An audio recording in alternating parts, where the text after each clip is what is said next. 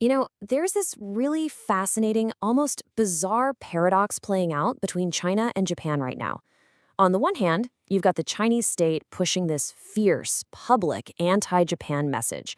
But on the other, a whole lot of Chinese citizens are quietly packing their bags and moving to Japan. So, what on earth is actually going on here? I mean, look at this. You have two completely opposite forces pulling at the same time. In public, it's all about escalating hostility, threats, and nonstop propaganda. But behind the curtain, there's this undeniable private attraction. People see Japan as a great place to live, to work, and to raise a family. It really is a classic case of watch what they do, not what they say. All right, so let's dig into the first piece of this puzzle, China's public war on Japan. And the information we're looking at makes it clear this isn't just talk.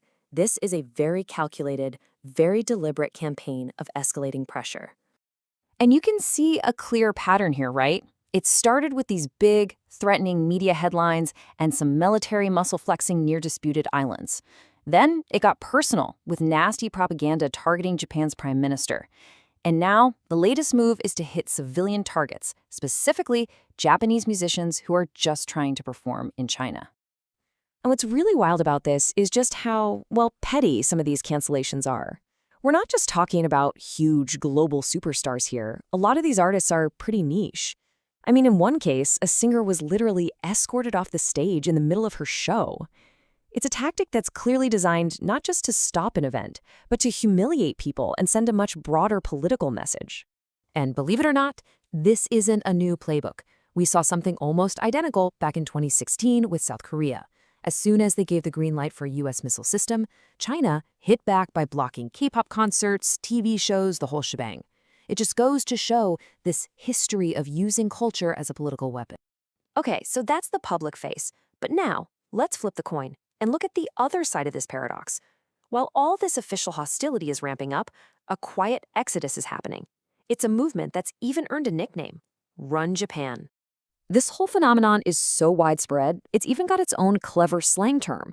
The Chinese character is run, which, you guessed it, sounds just like the English word run.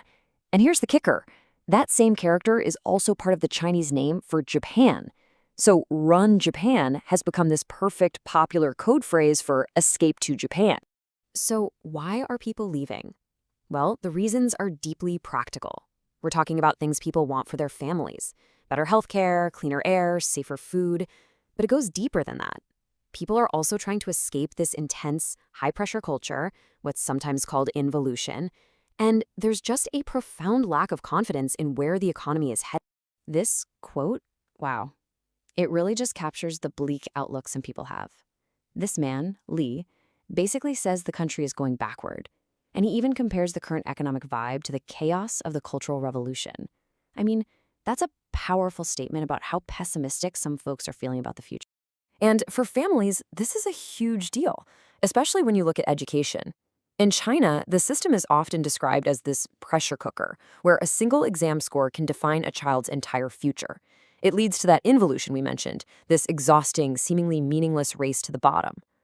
Japan, on the other hand, just offers a less intense environment with more affordable options for international schools. And if you need a picture of just how intense that pressure is, get this. The source tells a story about seeing a child who couldn't have been older than a kindergartner reciting the number pi to 100 decimal places at an airport. It's an extreme example, for sure, but it paints a really vivid picture of the kind of competition these kids are up against from day one. So you have this deep dissatisfaction with the present, and it's pushing people to look for an escape. But here's where the story takes a really ironic, almost unbelievable turn, because the biggest twist in this whole tale comes directly from the history of the Chinese Communist Party itself. Just take a look at this quote. In 1956, Mao Zedong himself reportedly said this to a former Japanese army general. He seems to be thanking Japan for invading China, saying it helped unite the people. How could that possibly be? Okay, so here's the historical context that makes sense of that shocking statement. The argument goes like this. When Imperial Japan invaded, they mostly fought the ruling nationalist forces. The communists, they largely stayed on the sidelines, saving their strength. So after a long, brutal war had totally exhausted the nationalists, the CCP was in the perfect spot to swoop in and take control of the country. So you see the massive contradiction here, right? All this heated anti-Japanese propaganda we see today feels like it's from a different planet, compared to a history where the party itself may have strategically benefited from Japan's devastating war against its main rival. It's a huge irony. And all of this whole tangled history, brings us to one final, incredibly complex question. In fact, this question is so controversial that when it actually showed up on a history exam in Hong Kong, it caused such an uproar that it had to be scrapped. Has Japan done more good than harm for China? Now, at first glance, especially when you think about the horrors of World War II, the answer seems obvious. Of course not. But when you factor in the CCP's rise to power, modern economic investment, and this current run Japan phenomenon, well, the relationship suddenly becomes profoundly more complicated. It's a question that really forces you to look past the headlines and just grapple with the messy, tangled history of these two powerful nations.